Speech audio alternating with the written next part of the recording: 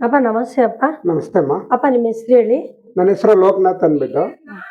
ಅಪ್ಪ ಇದು ಈ ಒಂದು ಇಕ್ವಿಪ್ಮೆಂಟ್ ಏನಕ್ಕೋಸ್ಕರ ಬೈ ಮಾಡಿದ್ರಿ ನೀವು? ಏನಕ್ಕೋಸ್ಕರ ಬೈ ಮಾಡಿದ್ವಿ ಅಂದ್ರೆ ನಾವು ಅಲ್ಲಿ ನಮ್ಗೆ ಸೆರಾಕೇರ್ ಅಲ್ಲಿ ಯಾರೋ ಇಂಟ್ರೊಡ್ಯೂಸ್ ಮಾಡಿದ್ರು ನಮ್ಮ ಫ್ರೆಂಡ್ ಒಬ್ರು ಇದೇ ಏರಿಯಾದಿಂದ.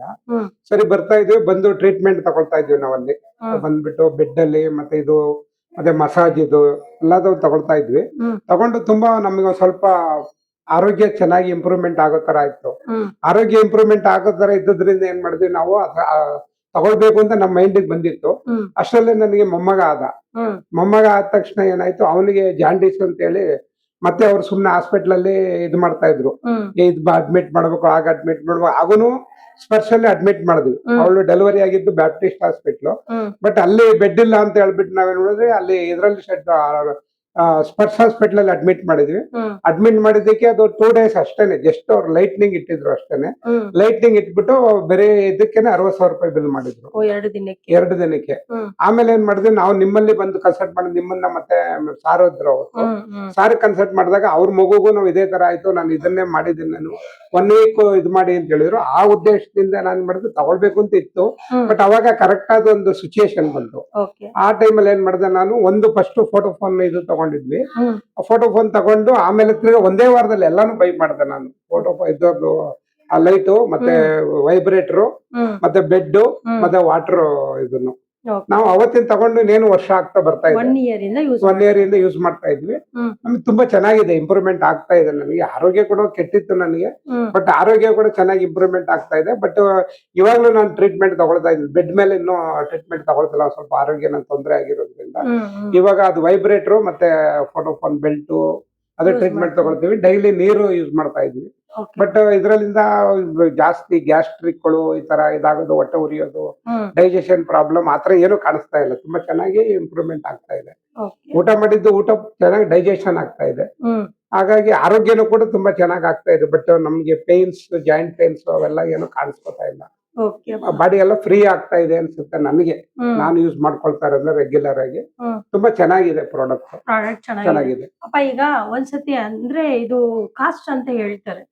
ಈಗ ಆವರೇಜ್ ಪೀಪಲ್ಸ್ಗೂ ಇಲ್ಲ ಮಿಡಲ್ ಕ್ಲಾಸು ಸಮಥಿಂಗ್, ಈಗ ಎಲ್ಲರೂ ದುಡ್ಡು ಈ ಇಕ್ವಿಪ್ಮೆಂಟ್ ಅಂತ ಹೇಳಿದ್ರೆ ಏನೆಲ್ಲ ಬೆನಿಫಿಟ್ ಇದೆ ಅಂತ ನಾವು ಬಳಸಿದ್ರೇನೆ ಗೊತ್ತಾಗುತ್ತೆ. ಬಟ್ ಕಾಸ್ಟ್ ಕೇಳಿದ ತಕ್ಷಣ ಜಾಸ್ತಿ ಅಂತ ಹೇಳ್ತಾರಲ್ಲ, ತುಂಬಾ ಜನರಿಗೆ ತುಂಬಾ ಪ್ರಾಬ್ಲಮ್ ಇದೆ.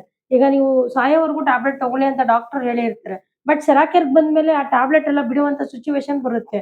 ಸೊ ಅವಾಗ ಅಂತ ಜನರಿಗೆ ಏನ್ ಹೇಳಕ್ ಇಷ್ಟಪಡ್ತೀರಾ? ನಾನೇನ್ ಹೇಳ್ತೀನಿ ಅಂದ್ರೆ, ಇವಾಗ ಲಾಸ್ಟ್ ಟೈಮ್ ನಾನು ಸ್ವಲ್ಪ ನಂದು ಟೀತ್ ಪ್ರಾಬ್ಲಮ್ ಇತ್ತು. ಅದಕ್ಕೆ ಹೋಗಿ ಅಡ್ಮಿಟ್ ಆಗಿದ್ದೆ ನಾನು. ಜಸ್ಟ್ ಹೋಗಿ ಅಡ್ಮಿಟ್ ಆಗಿದ್ದಕ್ಕೆ ಅವರು 128 ಇದು ಮಾಡಿದ್ರು. ನನಗಾಗಿದ್ದೇನು ಬ್ಲೀಡಿಂಗ್ ಆಗಿತ್ತು.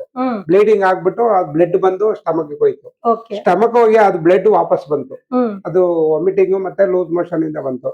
ಅವ್ರೇನಂದ್ರು ಒಳಗಡೆ ಏನೋ ಆಗ್ಬಿಟ್ಟಿದೆ ನಿಮ್ಗೆ, ಇದಾಗಿದೆ. ನಾನು ಹೇಳಿದೆ ಇಲ್ಲ ಸರ್, ಏನು ಆಗಿಲ್ಲ ನಮ್ಗೆ, ಚೆನ್ನಾಗಿದೆ ಅಂದ್ರು. ಇಲ್ಲ ಅವ್ರು ಎಂಡೋಸ್ಕೋಪ್ ಮಾಡಿ ಅದ್ ಮಾಡಿ ಇದ್ ಮಾಡಿ ಅಂತ ಹೇಳಿ ಮಿನಿಮಮ್ 2 days ಗೆ 2 lakh rupees ಬಿಲ್ ಮಾಡಿದ್ರು ಅಪೋಲೋ.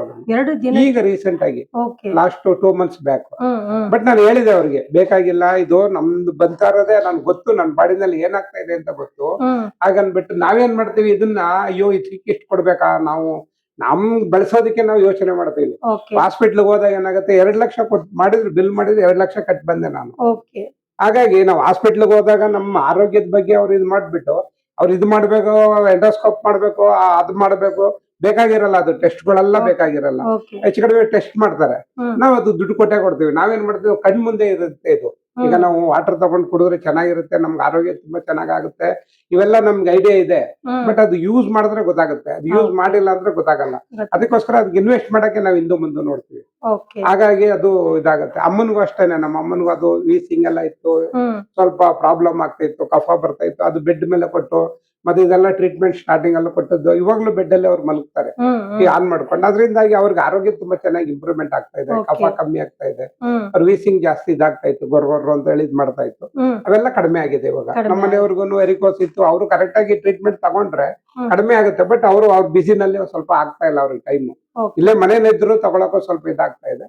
ಬಟ್ ತಗೊಂಡು ಯೂಸ್ ಮಾಡಿದಾಗ ನಾವು ಸುಮ್ನೆ ಹಾಸ್ಪಿಟ್ಲಿಗೆ ಇನ್ವೆಸ್ಟ್ ಮಾಡೋದನ್ನ ಆರೋಗ್ಯನ ಡೈಲಿ ಆರೋಗ್ಯ ಕಾಪಾಡ್ಕೋಬಹುದು. ಆ ಪೇನ್ ಇದೆಯಲ್ಲ, ಆ ಪೇನ್ ನಾವು ಅವಾಯ್ಡ್ ಮಾಡ್ಕೋಬಹುದು. ಪೇನ್ ಜಾಸ್ತಿ ಆದಾಗ ಹಾಸ್ಪಿಟ್ಲ್ಗೆ ಹೋಗ್ತೀವಿ, ಡೈಲಿ ಆ ಪೇನ್ ನಾವು ಅನುಭವಿಸ್ತಾ ಇರ್ತೀವಿ. ಇದನ್ನೆಲ್ಲ ನಾವು ಯೂಸ್ ಮಾಡಿದಾಗ ಪೇನ್ ಅನುಭವಿಸುವಂತ ಅವಶ್ಯಕತೆ ಇಲ್ಲ ಅಂತ ನನ್ನ ಭಾವನೆ. ಅವಾಯ್ಡ್ ಆಗುತ್ತೆ ಅದು. Okay. ನಾವು ಪೇನ್ ಜಾಸ್ತಿ ಆದಾಗ ಏನಾಗುತ್ತೆ ಹಾಸ್ಪಿಟ್ಲಿಗೆ ಹೋಗ್ತೀವಿ, ಅವ್ರು ಕೇಳಿದಷ್ಟು ದುಡ್ಡು ಕೊಟ್ಟು ಬರ್ತೀವಿ. ಅದಕ್ಕೆ ಇದನ್ನ ನಾವು ಯೂಸ್ ಮಾಡಿದ್ರೆ ಅಟ್ಲೀಸ್ಟ್ ಆ ಪೇನ್ ಅವಾಯ್ಡ್ ಮಾಡ್ಬೋದು, ಡೈಲಿ ಇರೋ ಪೈನ್. ಆಮೇಲೆ ಅದು ಹಾಸ್ಪಿಟ್ಲ್ ಖರ್ಚೋ ದುಡ್ಡು ಇದನ್ನ ನಾವು ಮಾಡ್ಬೋದು. ನಮ್ಗೇನಂದ್ರೆ ಅವಶ್ಯಕತೆ ಹೋಗ್ಲೇಬೇಕು ಹಾಸ್ಪಿಟ್ಲಿಗೆ, ವಿಧಿ ಇಲ್ಲ ಅಂದಾಗ ನಾವು ಹೋಗ್ಬೋದು. ಚಿಕ್ಕ ಪುಟ್ಟದಾಗೆಲ್ಲ ಹೋಗುವ ಅವಶ್ಯಕತೆ ಇಲ್ಲ ಅನ್ಸೋದು ನನ್ನ ಒಂದು ಭಾವನೆ. ಇವೆಲ್ಲ ಯೂಸ್ ಮಾಡೋದ್ರಿಂದ ಒಂಥರ ಇದು ಫಸ್ಟ್ ಏಡ್ ತರಾನೇ ಯೂಸ್ ಆಗುತ್ತೆ, ಎಲ್ಲ ಇದಾಗುತ್ತೆ. ಬಟ್ ಹೆಲ್ತ್ ಚೆನ್ನಾಗಿ ಇಂಪ್ರೂವ್ಮೆಂಟ್ ಆಗುತ್ತೆ. ಅಪ್ಪ ಇನ್ನೊಂದು ಕೊನೆಯದಾಗಿ ಕೇಳ್ತೀನಿ, ಯಾಕಂತ ಹೇಳಿದ್ರೆ ನೀವು ಹುಟ್ಟಿರುವಂತ 3 ದಿನ ಮಗುಗೇನೆ ನಮ್ ಫೋಟಾನ್ ಥೆರಪಿನ ಯೂಸ್ ಮಾಡಿದ್ರಿ. ಸೊ ಇದರಿಂದ ಬೆನಿಫಿಟ್ ತುಂಬಾ ಆಯ್ತಾ ಇಲ್ಲ ಏನಾದ್ರು ಸೈಡ್ ಎಫೆಕ್ಟ್ ಆಯ್ತಾ? ಸೈಡ್ ಎಫೆಕ್ಟ್ ಅಂತ ಏನೂ ಆಗಿಲ್ಲ. ಅವನಿಗೆ ನಾವು ಚಿಕ್ಕ ಮಗುನಲ್ಲಿ ಅವನು ಕೈ ಕಾಲೆಲ್ಲ ಹಿಂಗ್ ಆಡಿಸ್ಕೊಂಡು ಇದ್ ಮಾಡ್ತಾ ಇದ್ದ.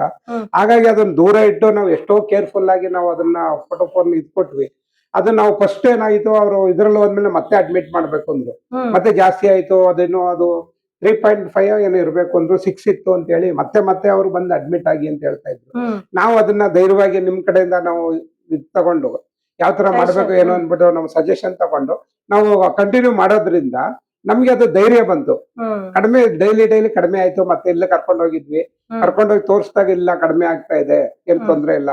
ಆಮೇಲೆ ಅವಾಗ ಬಿಸಿಲು ಕೂಡ ಇಲ್ಲ, ಇದೇ ಟೈಮ್ ಟೈಮ್ ವಿಂಟರ್ ಟೈಮ್, ಭಯಂಕರ ಚಳಿ ಮಳೆ ಬರೀ ಇದೇ ಇತ್ತು.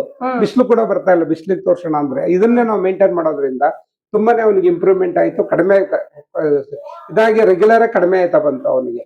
ಹಾಗಾಗಿ 1 ವೀಕ್ ಅಥವಾ 10 days ಏನೋ ಕೊಟ್ವಿ, ನಾರ್ಮಲ್ ಬಂದ್ಬಿಟ್ಟು ಅವನು ನಾರ್ಮಲ್ ಆಗಿದ್ದಾನೆ, ಏನು ತೊಂದರೆ ಇಲ್ಲ ಅಂದ್ರೆ.